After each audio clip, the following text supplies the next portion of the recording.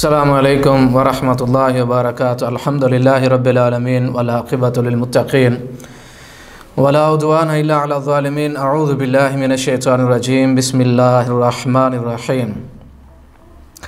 یا ایھا الناس انما بغیکم علی انفسکم متاع الحیاۃ الدنیا ثم الینا مرجعکم فننبئکم بما کنتم تعملون۔ آج امثال القرآن کے حوالے سے ہمارا یہ درس جو ہے 21ویں مثال ہے قرآن مجید سے۔ اللہ تعالی ہم سب مسلمانوں کو قرآن کو سمجھنے سمجھانے کے بعد اللہ تعالی ہمیں عمل کرنے کی توفیق عطا فرمائے۔ آج کی یہ مثال جو ہے اللہ تعالی نے دنیا کی مثال دی ہے، اور اللہ رب العزت ارشاد فرماتے ہیں کہ دنیا کی مثال یہ ہے، اے انسانوں تمہاری بغاوت جو ہے، تمہارے برے اعمال جو ہیں، ان کا رزلٹ اور نتیجہ جو ہے وہ تمہارے لیے وبال لے کے آئے گا، اور تمہارے لیے رزلٹ اور نتیجہ خراب نکلے گا اگر تمہارے اعمال خراب ہوئے۔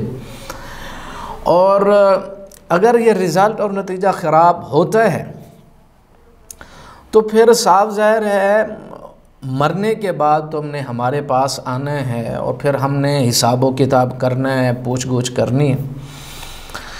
پھر دنیا کی مثال تو ایسے ہی ہے جیسے آسمان سے پانی برسا، بارش آئی اور نباتات اگ پڑے، اور یعنی لہلہا اٹھی زمین، تو پھر اس سرسبزے کو انسان جانور خورد و نوش کی ساری چیزیں اگیں، جانور بھی کھاتے انسان بھی کھاتے ہیں۔ اور جب سرسبز علاقہ اور زمین جو ہے وہ اپنی زرخیزی کو اس نے زہر کر دیا، اور سبزہ اس نے زہر کر دیا، اور کھیتی جو ہے وہ بڑھی اور جوان ہوئی، تو کاشتکار یہ سمجھنے لگا کہ بس اب تو میں دنیا ہی میری ہے، اب میں اس کا مالک، اور میری طاقت قدرت میرا عقل فہم اور دنیا میری، اور پتہ نہیں کیا کچھ کہنے لگا۔ تو اللہ تعالیٰ ارشاد فرماتے ہیں ایک لمحے میں ہمارا حکم آیا اور ہم نے ساری دنیا اس کی لپیٹ کر کے رکھ دی، گویا کہ یہاں کوئی آبادی ہی نہیں تھی، گویا کہ یہاں کوئی ایک فصل کا دانہ بھی نہیں تھا۔ اللہ تعالیٰ فرماتے ہیں ایسے ہی ہم آیات کھول کھول کر بیان کرتے ہیں۔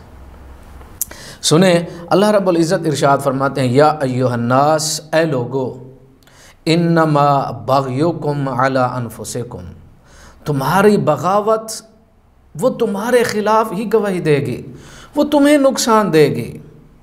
تمہاری جو بغاوت ہے اے انسانو، اگر تم خالق کے خلاف جاتے ہو اور اپنے خالق اور مالک کی بات نہیں مانتے، اپنے پیغمبر نبی اور رسول کی بات نہیں مانتے، اسلام کی بات کو نہیں مانتے، تو یہ بغاوت جو ہے نقصان دینے والی تمہیں ہے۔ اللہ کو تمہاری فرما برداری فائدہ دینے والی نہیں، اور تمہاری بغاوت تمہارے خالق کو کوئی نقصان دینے والی نہیں ہے۔ تو یہ تمہاری بغاوت جو ہے اے انسانوں، یا ایھا الناس انما بغیکم، تمہاری جو بغاوت ہے وہ تمہیں نقصان دینے والی ہے۔ متاع الحیات الدنیا، اللہ تعالیٰ ارشاد فرماتے ہیں یہ دنیا کا جو ساز و سامان ہے بہت تھوڑا ہے، بہت تھوڑا ہے دنیا کا ساز و سامان۔ ثم الینا مرجعکم، پھر اچھا مسئلہ یہ ہے کہ اچھا دنیا کے اندر سارا کچھ یہ ہے، تم مزے کرو، تم عیاشیاں کرو، تم جو چاہتے ہو کرو، جو چاہتے ہو۔ ثم الینا مرجعکم، پھر مرنے کے بعد آنا تو ہمارے پاس ہے تم نے، مرنے کے بعد کہاں جاؤ گے؟ مرنے کے بعد کہاں جاؤ گے؟ ایک جس طرح ایک مثال بنی ہوئی ہے، ایک انسان نے کہا کہ مولانا مجھے آپ یہ بتائیں کہ میں گناہ بھی کرنا چاہتا ہوں، وہ مزے بھی مجھ سے ختم نہ ہوں، لیکن یہ ہے کہ میں جہنم میں بھی نہیں جانا چاہتا اور گناہ بھی نہیں چھوڑنا چاہتا۔ انہوں نے کہا کہ بالکل بڑا آسان ہے، کیسے؟ انہوں نے کہا آپ جب گناہ کرنے لگیں تو اللہ تعالیٰ کی جو زمین ہے اس کو چھوڑ دو، جہاں اللہ تعالیٰ نہ ہو وہاں جا کر گناہ کرو۔ اس نے کہا ٹھیک ہے۔ تو جب وہ ایسا کرنے لگا تو اس نے دیکھا تو اللہ تعالیٰ تو اپنی قدرت، طاقت، علم کے لحاظ سے ہر جگہ موجود ہے۔ اس نے کہا یہ تو ناممکن ہے۔ اچھا پھر اس نے کہا تم ایسا کرو کہ وہاں جا کر گناہ جو ہے ایسے مقام پر جا کر کرو یا اللہ تعالیٰ کی نعمتوں کو استعمال نہ کرو اور پھر جا کر گناہ کرو۔ تو اس نے کہا کہ یہ بھی ناممکن ہے، کیسے؟ میں جو گناہ کروں گا وہ اعضاء، وہ جسم، وہ نعمت سارے تو اللہ تعالیٰ کے ہیں، تو یہ بھی ناممکن ہے۔ تو اس نے کہا کہ اچھا پھر ایسے ہے کہ جب قبر میں فرشتہ آئے تو پھر تمہاری یعنی روح قبض کرنے کے لیے اگر فرشتہ ہے تو جانے سے انکار کر دینا۔ اس نے کہا یہ بھی ناممکن ہے۔ پھر اس نے کہا کہ قبر کے اندر اگر منکر نکیر تمہارے پاس حساب کتاب کے لیے آ جائیں تو پھر جو ہے ان کو کہہ دینا میرا رب جو ہے وہ اللہ ہے اور میرا پیغمبر نبی اور رسول ہے وہ سارا۔ تو وہ اس نے کہا کہ یہ بھی ناممکن ہے، اگر مجھے یاد ہوگا تو میں بولوں گا۔ پھر اس نے کہا اچھا پھر تم ایسا کرو کہ جب آخرت کے اندر گناہ تو تم ویسے کر رہے ہو، آخرت کے اندر اگر تمہارے ساتھ سرٹیفکیٹ جو ہے تمہارے بائیں ہاتھ کے اندر دے دیا جائے، جہنم کا تمہارا رزلٹ آ جائے تو پھر اس کو دائیں ہاتھ میں پکڑ لینا۔ وہ کہتا ہے ایسا بھی ناممکن ہے۔ پھر اس نے کہا تو پھر اس کا مطلب ہے تم جان بوجھ کر جہنم میں جانا چاہتے ہو، تمہاری مرضی خواہش ہی یہی ہے۔ تو ایسے ہی یعنی اللہ تعالیٰ ارشاد فرماتے ہیں کہ تم جو کچھ کر لو دنیا کے اندر، تمہاری بغاوت تمہارے اپنے لیے، اور دنیا کے جو یہ سارا سامان بہت تھوڑا، پھر مر کر جاؤ گے کہاں؟ ثم الینا مرجعکم۔ پھر اللہ تعالیٰ ارشاد فرماتے ہیں فَنُنَبِّئُكُم بِمَا كُنتُمْ تَعْمَلُونَ، پھر ہم تمہیں خبر دیں گے، پھر تمہیں ہم بتائیں گے کہ دنیا کے اندر تم کیا کرتے رہے، دنیا کے اندر تم کیا کرتے رہے۔ انما مثل الحیات الدنیا کماء، اللہ تعالیٰ ارشاد فرماتے ہیں دنیا کی مثال، ایک دنیا کی زندگی کی مثال پانی کی طرح ہے جو آسمان سے برستا ہے۔ اچھا انزلناہ من السماء، ہم نے اس کو آسمان سے نازل کیا، فاختلط بہ نبات الارض مما یأکل الناس والانعام، اس پانی کی وجہ سے زمین کے نباتات اگیں جس سے بعض کو انسان اور بعض کو جانور کھاتے ہیں۔ یعنی نباتات، وہ زمین جو ہے لہلہا اٹھی پھلوں سے، اناجوں سے، اور یعنی بعض کو جانور کھاتے ہیں، بعض کو انسان کھاتے ہیں۔ حتی اذا اخذت الارض زخرفها، اللہ تعالیٰ ارشاد فرماتے ہیں وزینت، جب وہ لہلہا اٹھی نا، وہ مزین ہو گئی، خوبصورت ہو گئی اور منقش ہو گئی، دل کو لبھانے لگی اور بڑی خوبصورت ہو گئی۔ اب انسان جو ہے وہ اس کے بارے میں کیا سوچتا ہے؟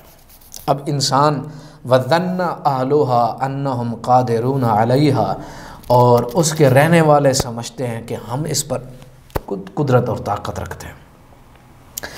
مطلب اللہ رب العزت ارشاد فرماتے ہیں اے انسان، جب میں نے تمہیں زندگی دی تو وہ زندگی جب تو جوان ہوتا ہے، جب جوانی ہے، توانائی ہے، قوت ہے، طاقت ہے، مال ہے، دولت ہے، جی نعمتیں ہیں، بیوی اور بچے، اور جی مال و دولت کی کثرت، اور ہر طرف خوشیوں کی ریل اور پھیل، اور ہر نعمتوں کی کثرت ہے، اور پھر انسان کے دماغ کے اندر جو سوچیں پیدا ہوتے ہیں، تو اب تو مطلب میرے علاوہ تو کچھ ہے ہی نہیں دنیا میں، میرے اندر وہ طاقت اور قوت اور میں ختم ہی نہیں ہوتی، اور غرور سے اس کی گردن جو ہے وہ تن سی جاتی ہے، اس کی گردن کے اندر وہ عاجزی انکساری نہیں رہتی۔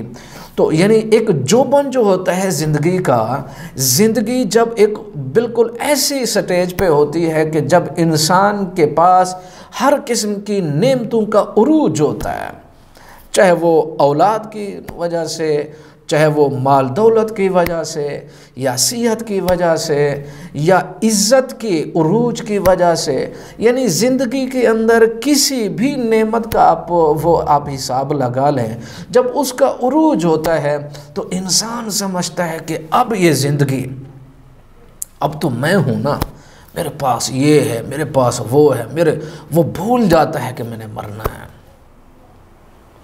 لیکن اللہ تعالیٰ کی قدرت، اللہ تعالیٰ کا نظام، اللہ تعالیٰ کی بنائی ہوئی یہ کائنات، جو آیا وہ جانے کے لیے، چلتے چلتے پتہ نہیں چلتا کہ انسان کے پاس اللہ کا تعالیٰ کا وہ فرشتہ انسان کے پاس آ جاتا ہے، اور انسان اچانک پتہ نہیں چلتا، وہ گیا اللہ تعالیٰ کے پاس چلا گیا، پتہ بھی نہیں چلتا۔ اور لوگ پھر کہہ رہے ہوتے ہیں کہ ابھی تو وہ جوان تھا، اس کے بچے یہ تھے، ابھی تو شادی نہیں ہوئی تھی، ابھی عمر یہ تھی، ابھی بچہ تھا، ابھی تو یہ تھا، ابھی یہ کرنا تھا، ابھی وہ کرنا تھا، ابھی وہ یہ رہتا تھا، ابھی وہ رہتا تھا، ابھی خواہشیں، ابھی تمنائیں، ابھی آرزوئیں، ابھی رغبتیں، ابھی محبتیں پوری ابھی نہیں ہوئی تھیں، ابھی یہ چیزیں نہیں ہوئی تھیں۔ یہ اللہ تعالیٰ کا سسٹم اور نظام ہے۔ اللہ تعالیٰ ارشاد فرماتے ہیں کہ دنیا کے اندر تم رہو، لیکن موت کو پہلے یاد رکھو، مرنا ہے، اس کی تیاری کرو، اور جس طرح تم دن گزارتے ہو مت خیال کیا کرو کہ اگلا آنے والا دن میری زندگی کا وہ میں گزار سکوں گا یا نہیں۔ ہم انسانوں کے منصوبے سالوں کے بناؤ، لیکن دوسرے سانس کا پتہ نہیں ہمارے کتنے عزیز چلے گئے، پتہ بھی نہیں چلا۔ ہم دوسروں کے جنازے پڑھتے، کبھی دل میں یہ سوچا بھی نہیں تھا کہ ہمارے گھروں کے اندر ہمارے عزیز بھی کبھی چلے جائیں گے۔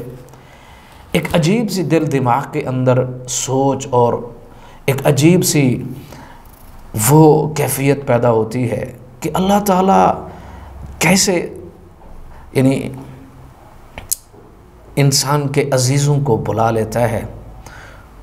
ماں ہے جا رہی ہے، بھائی ہے جا رہا ہے، بہنیں ہیں جا رہی ہیں، بیوی ہے جا رہی ہے، بیٹا ہے، بیٹی ہے جا رہی ہے، تو ہر انسان کو جانا ہے۔ جو بندہ آیا وہ جانے کے لیے، لیکن ہم انسان بھول جاتے ہیں۔ اللہ تعالیٰ ارشاد فرماتے ہیں زندگی جب لہلہا اٹھتی ہے، جب شباب جب اپنے عروج پر ہوتا ہے، زندگی جب عروج پر ہوتی ہے اور انسان اپنی خوشیوں کے عروج پر ہوتا ہے تو سمجھتا ہے کہ بس اب تو دنیا جنت ہے، سارا کچھ یہاں ہے، اور موت کو بھول جاتا ہے۔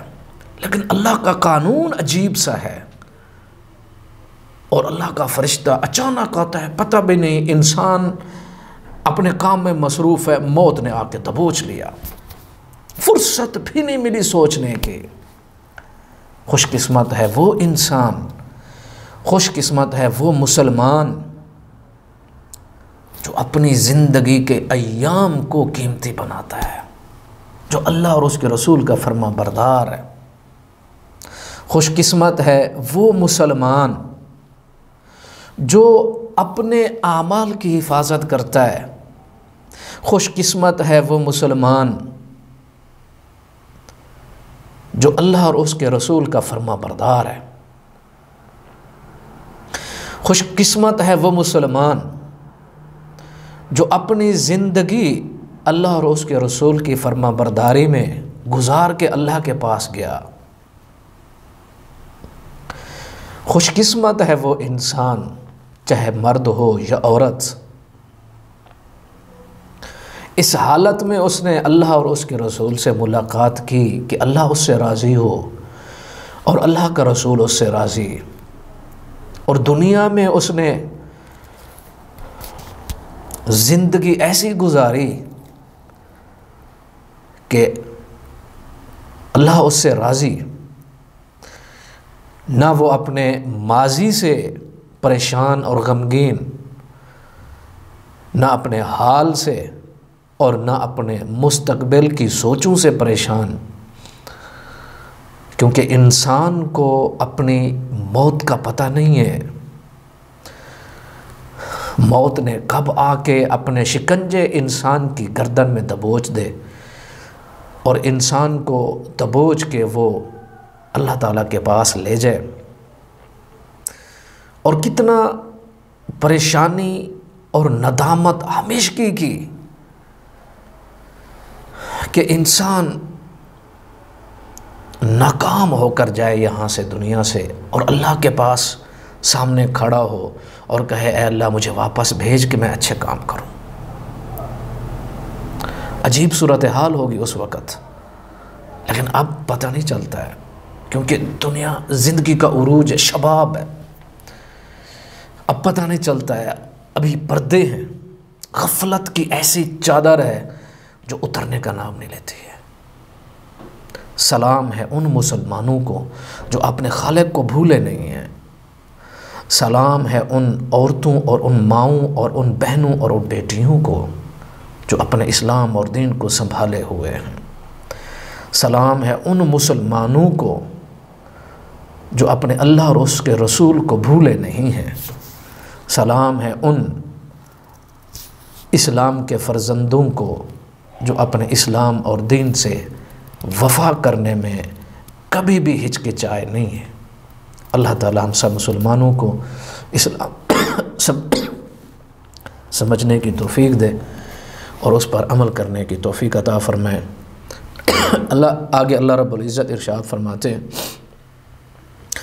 وَزَيَّنَتْ وَظَنَّ أَهْلُهَا أَنَّهُمْ قَادِرُونَ عَلَيْهَا أَتَاهَا أَمْرُنَا لَيْلًا أَوْ نَهَارًا۔ اللہ تعالیٰ ارشاد فرماتے ہیں اچانک ہمارا حکم آ جاتا ہے، دن کو یا رات کو اچانک، فَجَعَلْنَاهَا حَسِيدًا، ہم یہ حسید کا جو لفظ ہے، حسید